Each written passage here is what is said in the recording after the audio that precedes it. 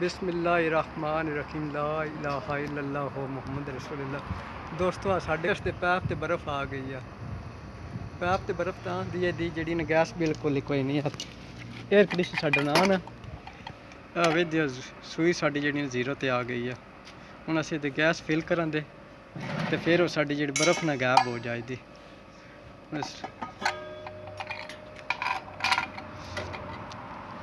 Gas दिन्ने air condition च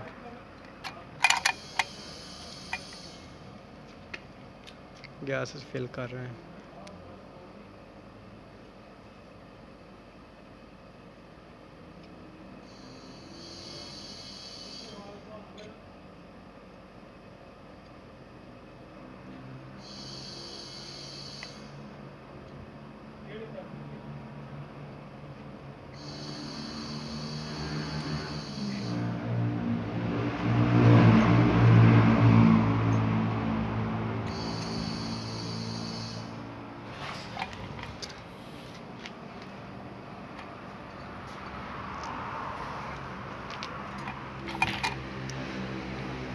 gas है जिसकी होते नहीं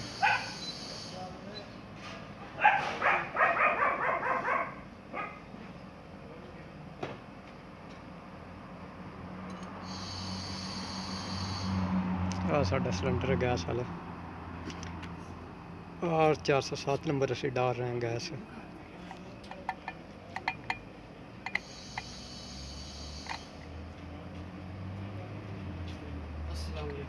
जी वालेकुम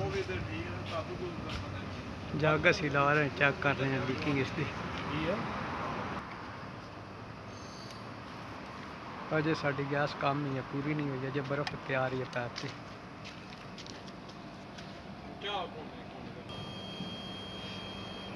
साड़ी बर्फ आ रही पैप से गैस साड़ी बिल्कुल ही कोई नहीं जीरो का प्रेशर शो करता पाया। अजे साडा प्रेशर जेड़ा ना 40 तक पहुंचे अजे बर्फ साड़ी नहीं पिघली। हाँ जो गैस पूरी होनी ना पैप बिल्कुल साफ हो जाना साडा। साडा एयर कंडीशन आउटडोर यूनिट है। हुण प्रेशर साडा जेड़ा ना 50 तक पहुंच गया। अजे मजीद असी और गैस देवांगे। हुण साडी जेड़ी ना बर्फ वो पिघलना शुरू हो गई है। जिस तरह साडी पूरी हो रही है ना गैस 70 तरह साडा प्रेशर जेड़ा ना 60 तक पहुंचाया।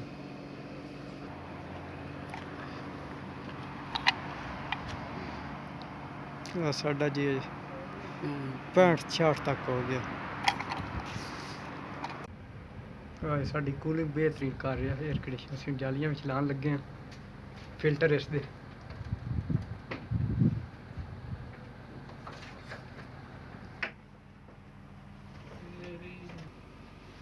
जी साडा एयर कंडीशन 23 का टैंपरेचर जो सैट किया। कूलिंग बेहतरीन कर रहा मार्का इसका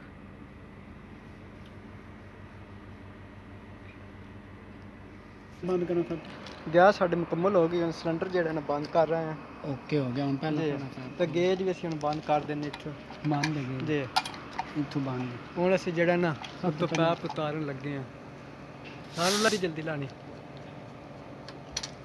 गेज असीं उतार लई है तो हुण अगे इसदा असीं नट ला दिंदे हैं। नट असीं ला रहे हैं नट चक्कर टाइट करांगे गैस साडी लीक नहीं।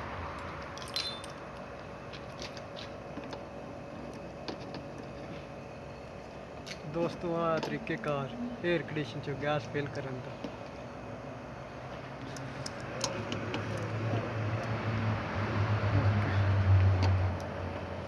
ये भी ओके ये टाइट में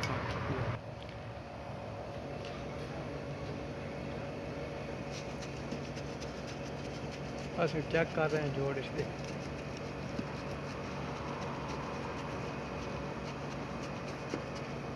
गैस फिल की है जोड़ साढ़े सारे जोड़े ओके ने। जल्दी एक बार फिर बुलबुल जी निकलती हैं।